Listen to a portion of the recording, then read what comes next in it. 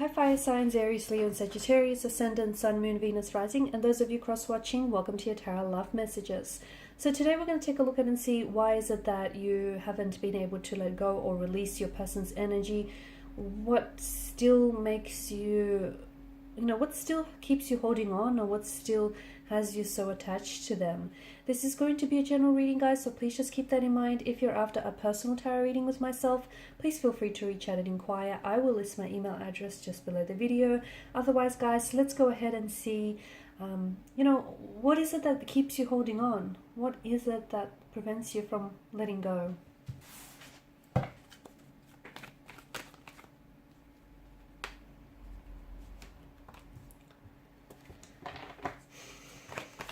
Hope is the key word that comes up here with the Five of Pentacles. You're still hopeful.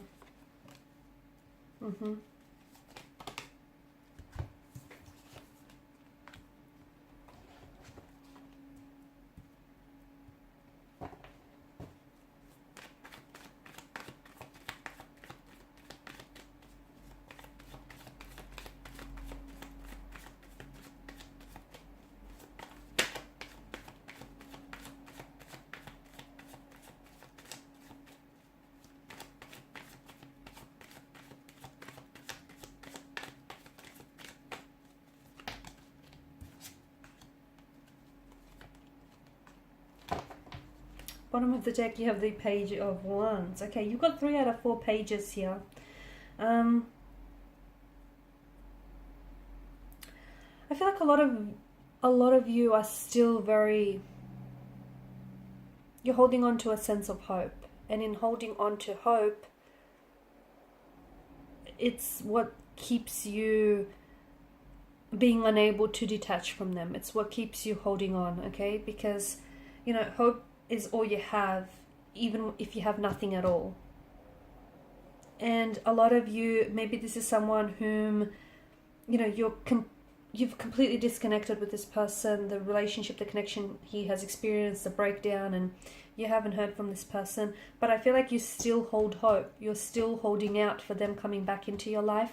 You're still holding out from hearing from them. You're still holding a space in your heart for this person, and also in your life. You're holding a physical space in your life for them to come back and reconnect, reconcile, hopefully revive or rejuvenate this relationship with you. You're holding on to this person. You're holding on to them, to their energy here. You're holding on to what you had and even what you could have had. And I feel like for a lot of you, that's what's preventing you from moving forward. It's all the things that the two of you spoke about having one day, the life that you guys have built up in your mind's eye, the visions that you've had for one another and for each, for the future here. It's that, and there may have been visions, but there are also illusions. So you're holding on to the illusion of what could have been, and that's what's keeping you from moving forward. And look, for some of you, there may still be hope. And it's hard, it's going to be a little bit hard to move on from something when there is still hope in the situation, right? And I feel like for a lot of you, that's the very thing that keeps you holding on.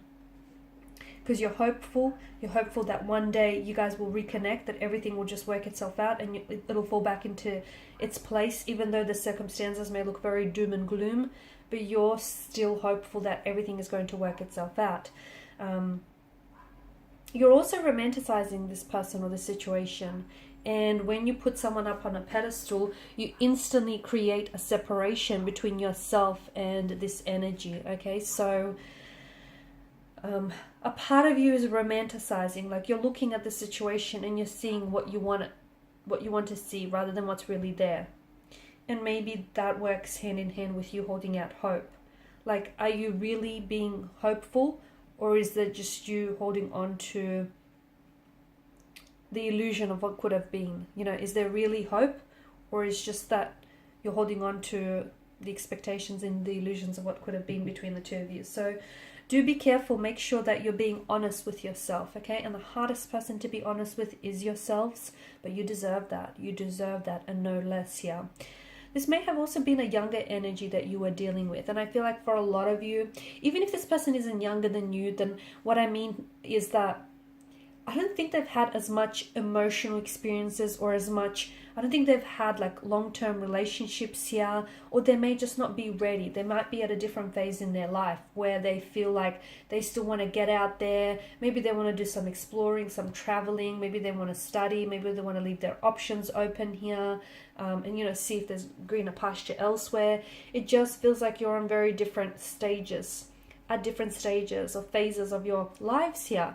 And for some of you, maybe you're waiting for them. Is that what it is? Is this the hope that's coming into play here? You're waiting for them to get this all out of their system and to come home back to you. If you're doing that, be careful. You're walking on dangerous grounds here, because if you're going to wait for anyone or anything for that matter, set yourself a time frame, because how there's no guarantee. What is it that you're waiting for? Are you waiting for them to grow? Are you waiting for them to mature? Are you waiting for them to fall in love and get their heart broken so they could gain that experience? Are you waiting for them to come back and make a commitment? Did they make that commitment to you? Did they say that, you know, they're going to do this, and once they've done this, they're going to come back and they're going to commit to you? So what is it that you're waiting for? Is it you're waiting for some illusions or some expectations to be fulfilled? And if so, are they realistic? So you might want to ask yourself a few questions here, okay? Because I feel like for a lot of you, with the High Priestess, you're holding on to this person, you are, and you haven't let this person go. I don't think you're ready. I feel like the both of you have been through some things. You know, you've had a turbulent situation or a turbulent relationship, connection, or maybe this person here has really shared in your pain here, and that's made you really grow closer to them, okay? I also feel like this person has a lot of emotional baggage, or you might have a lot of emotional baggage that needs to be worked on. Some of you were robbed of the opportunity to get to know one another. You were robbed of the opportunity to explore the depths of this connection. And that's the other thing that has you attached to this person, because it's that illusion of what could have been, okay? How their love could have saved you, or how, you know, this relationship could have panned out, or the fairy tale, you know, that you could have had. Those are all illusions, okay? Because if it could have been, it would have been. But since it, you know, it wasn't, then that's what it is. It's what it, you know, it stands as is. So some of you, I feel like you're not ready to let this person go, because you keep telling yourself an inner narrative. Your inner dialogue is telling yourself that, you know, this person is going to come back into your life, and when they do, they'll be ready and they'll commit. You don't know that. You're only telling yourself that because that's what you want to hear, but you don't really know that. And look, for some of you, maybe it is the case. Maybe they just need to get out there, you know, explore, meet new people, form new contacts, form new connections, travel the world, seek adventure, excitement, and they'll get it out of their system. Maybe that's true for some of you, but not for all of you.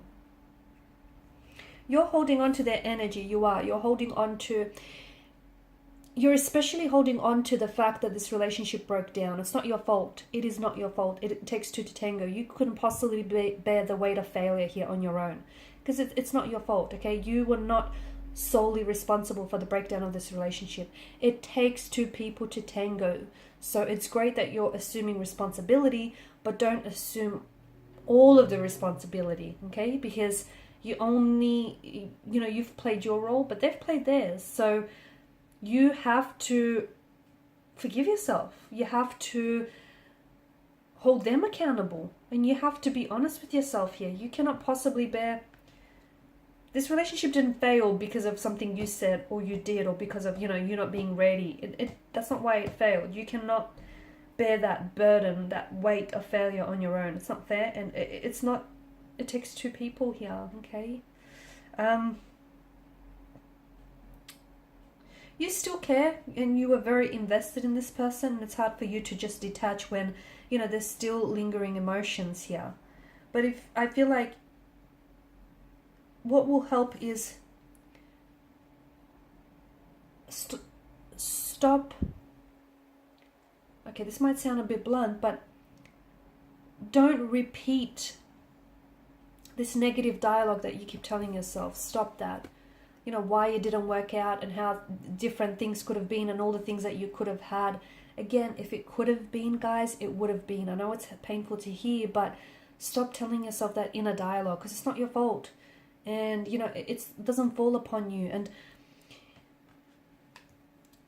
emotions need to be accompanied by mental activity, you know, by a mental narrative. And you keep telling yourself a mental narrative that then feeds your emotions. Once you let go of this mental narrative, you will then be able to release this person and these emotions. Alright guys, and these are your messages. Thank you, as always, for watching, listening. Please show your support by subscribing to the channel, by liking, sharing, or commenting. Bye for now.